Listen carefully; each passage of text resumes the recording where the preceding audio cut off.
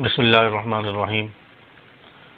السلام علیکم ورحمۃ اللہ۔ آج 12 ربیع الاول ہے اور اکثر عوام الناس جو ہے 12 ربیع الاول کے دن خوشی کا اظہار کر رہے ہیں کہ رسول اللہ صلی اللہ علیہ وسلم دنیا میں تشریف لائے اور ہم ان کے امتی ہیں، تو اس پر خوشی کا اظہار کر رہے ہیں۔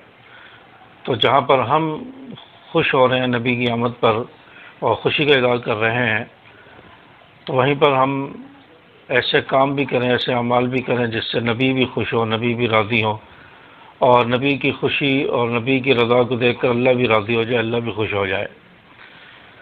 تو اس میں ہم آج تہیہ کر لیں، عزم کر لیں کہ ہم آئندہ جو ہماری زندگی ہے وہ ہم سنت کے مطابق گزاریں گے، نبی کے طریقوں کے مطابق گزاریں گے، نبی کے نقش قدم پر چل کر گزاریں گے۔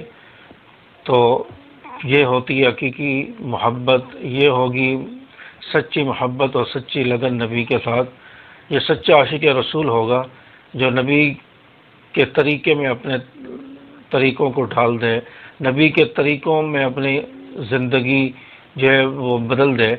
تو یہ کوئی مشکل نہیں ہے، ہم روزانہ معمولات ہمارے ہیں، دن بھر کے کام کاج ہیں، یہاں تک کہ ہم نے کپڑے بدلنے ہیں، واش روم جانا ہے، کھانا کھانا ہے، رات کو سونا ہے، اور گھر سے باہر آنا جانا ہے، مسجد میں جانا ہے۔ تو یہ ساری چیزیں ہم ویسے بھی یہ سارے کام کرتے ہیں، تو کیوں نہ ہم یہ نبی کے طریقے کے مطابق کر لیں، سنت کے مطابق کر لیں۔ تو آؤ آج عزم کریں کہ ہم آئندہ جو زندگی ہے نبی کے طریقے کے مطابق، سنت کے مطابق گزاریں گے۔ ہم رات کو سوئیں تو سنت کے مطابق سوئیں، سوتے تو ویسے بھی ہیں، تو سنت کے مطابق سوئیں تو اس میں ثواب کتنا ملے گا، نبی کتنا راضی ہوں گے، خوش ہوں گے۔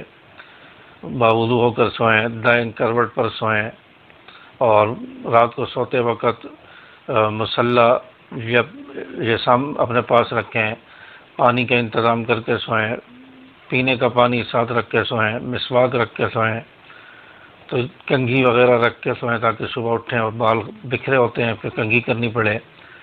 تو یہ ساری چیزیں نبی کی سنت ہیں، تو ان چیزوں کا اہتمام کر کے سوئیں۔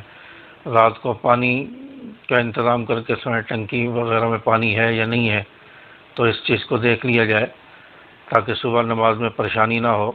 تو یہ نبی کی سنت کے مطابق ہمارا سونا ہو جائے گا، وظائف دعائیں وغیرہ پڑھ کے سوئیں۔ اسی طرح ہم کپڑے بدلتے ہیں، کپڑے تو ہم ویسے بھی پہنتے ہیں، جیسے تیسے ہم پہن لیتے ہیں، لیکن اگر ہم اس کو سنت کے مطابق پہن لیں تو ثواب ہوگا۔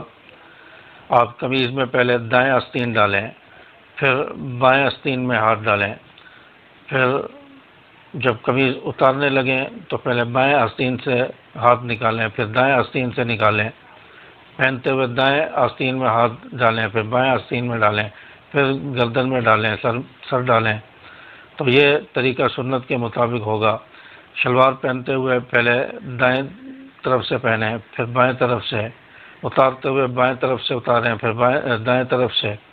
تو یہ دیکھیں نبی کی سنت کے مطابق ہم کپڑے پہنیں گے، کپڑے اتاریں گے تو کتنا ثواب ہوگا، نبی کی روح کتنی خوش ہوگی۔ پانی پئیں، پانی تو ہم ویسے بھی پیتے ہیں، تو ہم پانی پئیں تو نبی کی سنت کے مطابق پئیں، 3 سانس میں پئیں، بسم اللہ پڑھ کر پئیں، بیٹھ کر پئیں، دعا پڑھ کر پئیں، بسم اللہ پڑھ کر پئیں، تو یہ پانی پینا بھی سنت کے مطابق ہو جائے گا۔ اسی طرح ہم کھانا کھاتے ہیں، جب ہم کھانا کھائیں تو کھانا سنت کے مطابق کھائیں، دسترخوان لگا کر، بسم اللہ پڑھ کر، ہاتھ دھو کر۔ اگر ایک پلیٹ میں کئی سارے لوگ کھا رہے ہیں، 2-3 افراد کھا رہے ہیں، تو پلیٹ میں جو اپنے آپ کے سامنے کا حصہ ہے، سامنے والا حصہ ہے، اس طرف سے آپ کھائیں، یہ نہیں کہ دوسروں کے آگے سے بھی آپ کھا رہے ہیں یا پلیٹ کے درمیان سے کھا رہے ہیں، تو یہ خلاف سنت ہے۔ اپنے سامنے سے کھائیں، پلیٹ کے درمیان سے بھی نہ کھائیں، کیونکہ روایات میں آتا ہے کہ برکت وہ درمیان میں ہوتی ہے، پلیٹ کے درمیان میں برکت جو ہے اللہ تعالیٰ ڈال دیتے ہیں، برکت اترتی ہے۔ تو درمیان سے نہیں کھانا چاہیے بلکہ اپنے سامنے کی طرف سے، سائڈوں سے کھانا کھانا چاہیے۔ تو یہ کھانے کا سنت طریقہ ہے، چبا کے کھانا چاہیے، بسم اللہ پڑھ کے کھانا چاہیے، آخر میں دعا پڑھنی چاہیے، تو کھانا بھی ہمارا عبادت بن جائے گا، ثواب بن جائے گا۔ اور اسی طرح سرما ڈال رہے ہیں، آنکھوں میں سرما ڈال رہے ہیں تو سنت کے مطابق ہو، پہلے دائیں آنکھ میں ایک سلائی ڈالیں، پھر بائیں آنکھ میں 2 سلائی ڈالیں، پھر دائیں آنکھ میں 1 سلائی ڈالیں، یہ سنت کے مطابق ہے۔ یا دائیں آنکھ میں 2 سلائی ڈالیں، پھر بائیں آنکھ میں 2 سلائی ڈالیں، پھر آخر میں 1 سلائی دائیں آنکھ میں، پھر بائیں آنکھ میں، تو یہ بھی سنت کے مطابق ہو جائے گا۔ یا دائیں آنکھ میں 3 سلائی ڈالیں، پھر بائیں آنکھ میں 3 سلائی ڈالیں، تو جو طریقہ آپ کو اچھا لگے اس طریقے پر عمل کر لیں، یہ سنت کے مطابق ہوگا۔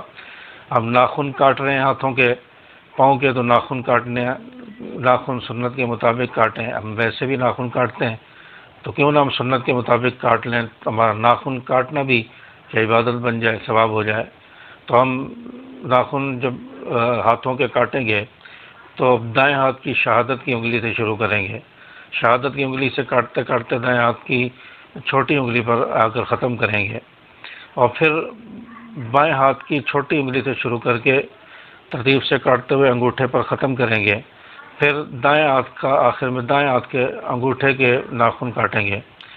تو یہ سنت طریقہ ہے ناخن کاٹنے کا۔ جیسے ہم دعا کے لیے ہاتھ اٹھاتے ہیں تو شہادت کی انگلی سے ہم کاٹنا شروع کریں گے دائیں ہاتھ کی چھوٹی انگلی تک، پھر بائیں ہاتھ کی چھوٹی انگلی سے کاٹتے جائیں گے بائیں ہاتھ کے انگوٹھے تک، پھر آخر میں دائیں ہاتھ کا انگوٹھا، اس کا ناخن کاٹیں گے۔ یہ ناخن کاٹنے کا سنت طریقہ ہے۔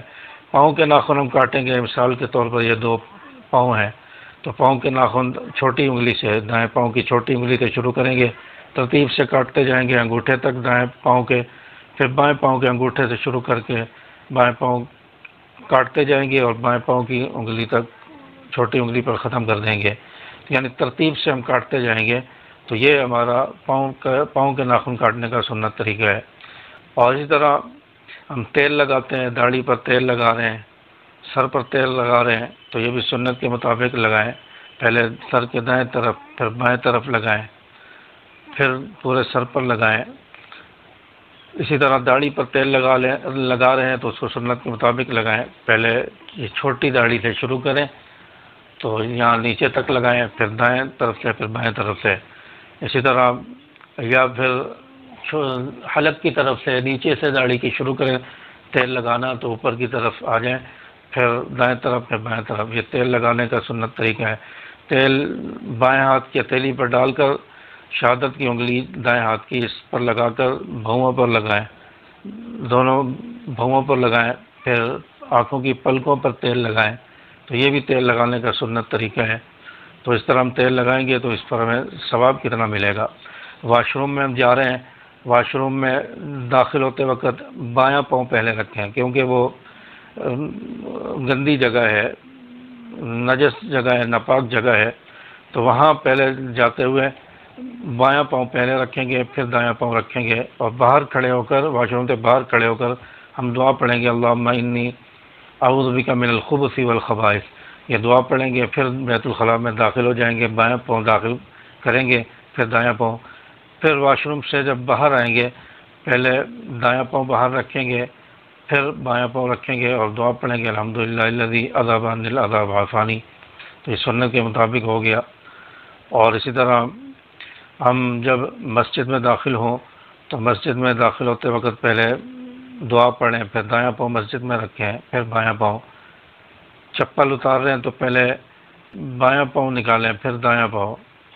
اسی طرح چپل ہم پہن رہے ہیں تو پہلے دایاں پاؤں پہنیں، پھر بایاں پاؤں۔